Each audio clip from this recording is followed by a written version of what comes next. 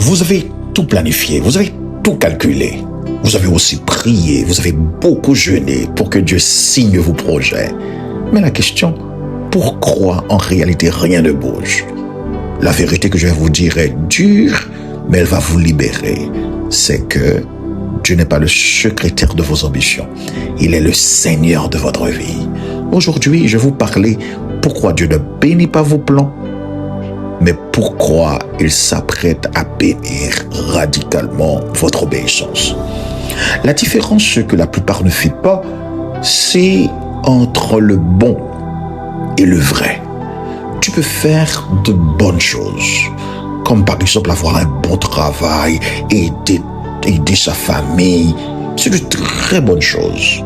Mais ça peut ne pas être forcément ce que Dieu a demandé pour cette saison précise. Voilà toute la différence. On peut faire de bonnes choses, mais être hors de la volonté de Dieu. L'obéissance, mon frère, ma sœur, c'est faire la bonne chose au bon moment avec la bonne attitude. Rappelez-vous de ce texte dans 1 Samuel chapitre 15, verset 22. Samuel a dit à Saül, l'obéissance vaut mieux que les sacrifices. On a fait de grands sacrifices pour Dieu. C'est une très bonne chose. Une très bonne chose, on peut le voir, le fait de se sacrifier, le fait de faire plaisir à Dieu.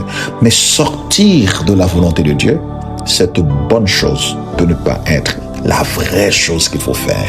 Ce que Dieu bénit, c'est pas la bonne chose que tu fais, mais c'est le nécessaire. C'est ce que tu devais faire. Rappelle-toi de Marthe. Marthe faisait de très bonnes choses. Elle voulait servir le maître, elle voulait satisfaire le maître, mais elle n'a pas fait ce qu'elle devait faire à ce moment précis. Elle n'avait pas l'attitude qu'elle devait avoir à ce moment précis. Elle a engagé des sacrifices, mais elle n'a pas obéi. Et voilà ce qui avait bloqué son miracle. Voilà toute la différence. Le bon et le vrai. Ce que tu dois adopter, c'est le vrai. C'est-à-dire ce que Dieu souhaite pour nous en cette saison. Autre chose qu'il faut comprendre, c'est que quand tu obéis en faisant le vrai, le nécessaire, ce que Dieu attend, c'est à ce moment-là qu'on accède au miracle de Dieu, à la provision divine.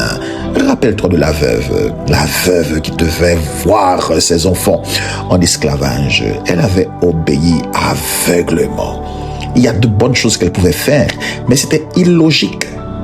Quand le prophète lui avait demandé de fermer la porte derrière elle, et avec le peu d'huile qu'elle avait, elle allait remplir des centaines, des dizaines et des centaines, je ne sais plus, de vases. L'obéissance, c'était le vrai, malgré les logiques. Malgré les logiques, mais c'était le vrai.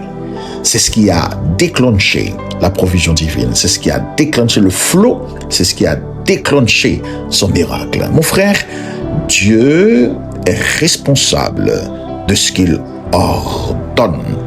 Non, ce que tu as décidé tout seul, parce qu'il est le Seigneur. Tu es investi dans ce qu'il ordonne. Quand vous suivez votre propre plan, vous devez trouver votre propre ressource. Ça, c'est ce qu'il faut comprendre. Et voilà pourquoi nous ressentons généralement le poids de la vie. C'est que nous suivons nos propres plans. C'est que nous-mêmes, nous devons investir nos propres ressources. Quand vous obéissez au plan de Dieu, c'est lui qui finance, c'est lui qui ouvre des portes, c'est lui qui protège. L'obéissance est le contrat qui engage la fidélité de Dieu. Rappelle-toi d'Élie, Élie au torrent de Kérit. C'était la sécheresse, c'était la famine. Il a dû obéir et y aller pour que les corbeaux le nourrissent. S'il était resté ailleurs avec son meilleur plan, il aurait pu mourir de faim. Dieu investit dans son plan. Dieu investit dans son programme. Le problème qui nous arrive, est-ce qu'il faut c'est le test de la confiance qui implique la mort du moi. Pourquoi est-il si difficile d'obéir? Pourquoi nous voulons acharnément suivre nos plans? Parce que cela demande de lâcher le contrôle. Je vous invite ce matin, voilà, le message ce matin. Tu dois lâcher le contrôle, décider d'obéir, décider de suivre le plan de Dieu. Dieu ne bénit pas vos plans, car ils sont souvent limités par nos vues humaines. Notre vision, c'est limité, car nous sommes limités. En brisant nos plans pour imposer ceux de Dieu, c'est pas qu'il veut nous punir, il veut tout simplement nous élargir. L'obéissance, c'est un investissement où l'on perd son ego pour gagner la gloire quand on suit le plan de Dieu. Mon frère, ma chère, l'obéissance, la bénédiction, suit toujours l'obéissance. Jamais l'inverse. N'attendez pas de voir la bénédiction pour obéir. Commence aujourd'hui par obéir pour voir la bénédiction. N'oublie pas, Dieu ne cherche pas des gens capables, il cherche des gens disponibles à obéir. Votre plan peut être brillant, mais le plan de Dieu pour vous, c'est ce qui est le plus glorieux. Une question à laquelle tu dois réfléchir. Quel pas d'obéissance que tu avais refusé de faire aujourd'hui et qui t'a bloqué? Pour finir, je voulais te rappeler ceci. Un plan imparfait soumis à Dieu produira toujours plus d'impact qu'un plan parfait mené seul. Note ceci. L'obéissance est le pont entre ta situation actuelle et la promesse que Dieu vous a faite. Ne recherchez pas de lâcher vos projets. Ne craignez pas, ne craignez pas de lâcher vos propres projets, car ce que Dieu a en réserve pour toi dépasse, surpasse tout ce que vous avez pu imaginer. Oh, j'espère que quelqu'un est béni ce matin. Maintenant, je te prie de lever la main et déclare avec moi. Et je voudrais déclarer sur ta vie. Aujourd'hui, dites avec moi. Aujourd'hui, je me tiens de la présence du Très-Haut. Je décrète et déclare sur ma vie une saison de clarté divine. Je déclare que tout plan que vous avez tenté de bâtir, que j'avais tenté de bâtir par mes propres forces et qui m'a causé de l'épuisement, s'arrête maintenant. Au nom de Jésus-Christ, dites avec moi, je brise la frustration des portes qui restent fermées malgré mes efforts humains. Maintenant, je prophétise sur ta vie maintenant. Je déclare sur ta vie et je décrète que vos oreilles spirituelles s'ouvrent. Je déclare que vous n'entendrez plus le bruit de vos propres ambitions, mais la voix douce et précieuse du Saint-Esprit. Je déclare maintenant que là où vous avez choisi d'obéir, la provision miraculeuse vous localise là où tu es. Là où tu as abandonné ton propre agenda, je décrète que la faveur de Dieu te précède maintenant. Je déclare que votre obéissance d'aujourd'hui devient le témoignage éclatant de demain. Je déclare et je décrète que vous ne courrez plus après la bénédiction, mais que c'est la bénédiction qui vous localisera. C'est la bénédiction qui vous poursuivra parce que vous avez décidé de marcher sur le chemin de l'obéissance. Je déclare et décrète que ce que vous avez lâché par fidélité, Dieu le replace par sa gloire. Recevez la force de dire oui à Dieu maintenant, même quand le monde ne comprend pas. Je déclare que votre saison de récolte commence maintenant, au moment précis de votre obéissance, dans le nom précieux de Jésus-Christ. Amen. Maintenant, faites cette prière avec moi. pour abandonner tes plans et pour embrasser la volonté de Dieu.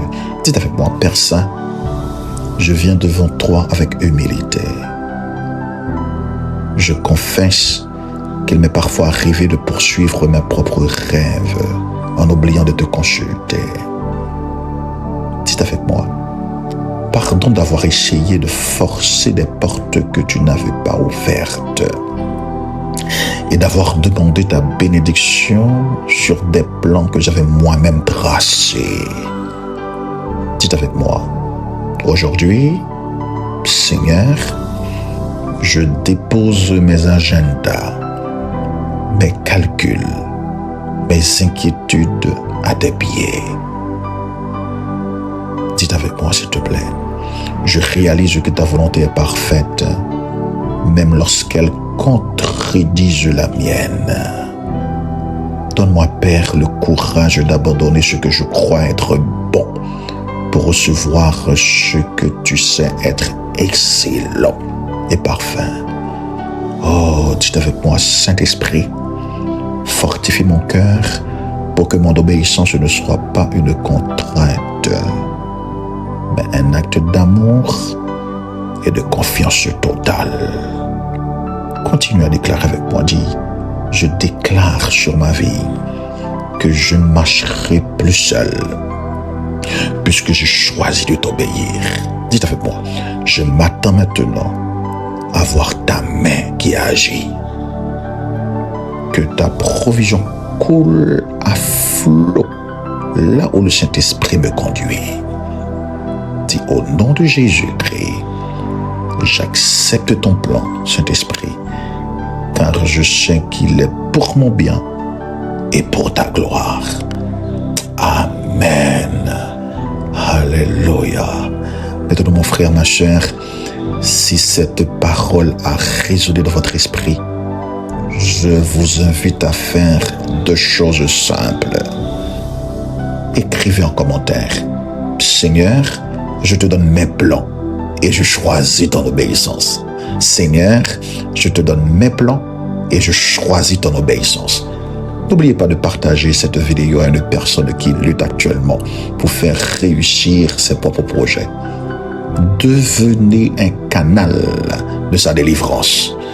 Oh, mon frère, je t'invite à rester connecté. Si vous voulez continuer à recevoir des clés spirituelles pour transformer votre vie, abonnez-vous et activez la cloche. On se retrouvera à très bientôt pour une nouvelle exhortation. C'était ton serviteur, le pasteur Georges Petit-Homme.